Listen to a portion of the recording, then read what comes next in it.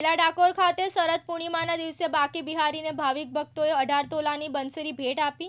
વ્રજ ગોકુલ મથુરામાં બાકી બિહારી વર્ષમાં એક જ વાર બંસરી ધરે છે, તેમજ બોરડીના બાકી બિહારી ધામમાં આજ રીત રિવાજથી ઉત્સવો ઉજવાય છે। શરદ પૂર્ણિમાને દિવસે ચંદ્ર 16 કળાએ ખીલી ઉઠે છે। 12 પૂર્ણિમામાં આ પૂર્ણિમાના દિવસે ચંદ્ર પૂર્ણ કળાએ ખીલી ઉઠે છે, તેથી તેને શરદ પૂર્ણિમા કહેવાય છે। સાથે સાથે અન્ય ભાવિક ભક્તોએ પણ ઘણી બધી ચાંદીની બંસરીઓ ભેટ ચડાવી હતી। ઢાસરાના બોરડી ગામમાં બાકી બિહારી ધામમાં શરદ પૂર્ણિમાના રાસોત્સવમાં મહિલાઓ, યુવતીઓ તેમજ યુવકો મન મૂકીને રાસ ગરબાની રમઝટ માણી હતી। હજારો ભાવિક ભક્તો રાસ ગરબા ગાવા તેમજ નિહાળવા ઉમટી પડ્યા હતા। અંજુબેન ભાસ્કરભાઈ પટેલ। અંજુબેન, આવો છો અને હાલ આપ ક્યાં છો અને રાસ ગરબાનો ઉત્સવ મનાવી રહ્યા છો, શું કહેશો એ બાબતે? હું કરમસદથી આવું છું, આણંદ પાસે કરમસદ ગામથી આવું છું અને આ ડાકોર પાસે બોરડી ગામ આવેલું છે, ત્યાં બાકે બિહારીજીનું મંદિર બંધાયું છે।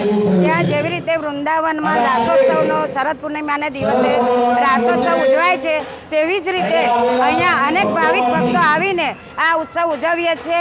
કેદારસાગર મહારાજ પણ અમને સાથે લઈને આ બધો ઉત્સવ ઉજવાવે છે અને સોના ચાંદીની ભેટ પણ વાંસળીની આવે છે। આજે અનેક વાંસળીઓ પણ ધારણ થઈ છે, એ ભેટમાં આવેલી છે।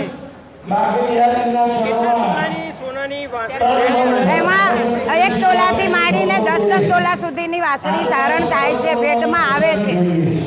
સોના અને ચાંદીની બંને ભેટમાં આવે છે।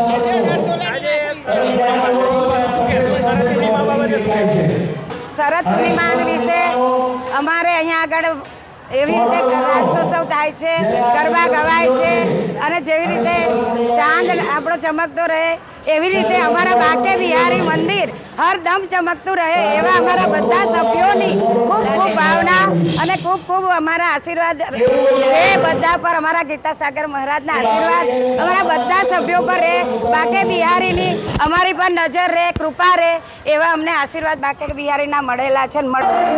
આજે શરદ પૂર્ણિમાના પાવન દિવસે ચંદ્ર 16 કળાએ ખીલ્યો હોય અને ભગવાન રાસ રમાડવા આવતા હોય એવા ભાવથી વૃંદાવનમાં વર્ષમાં એક જ વાર ભગવાન મોરલી ધારણ કરે છે।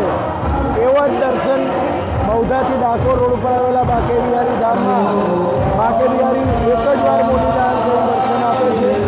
અહીંયા પણ ભક્તો દ્વારા 18 તોલાની મોરલી બિહારીજીને અર્પણ કરવામાં આવી છે અને મોરલીના દર્શન કરવા હજારો ભક્તો આવે છે અને ખૂબ આનંદભેર રાસ ગરબા રમે છે। નિખિલ ભટ્ટ, દિવ્યાંગ ન્યૂઝ, ખેડા।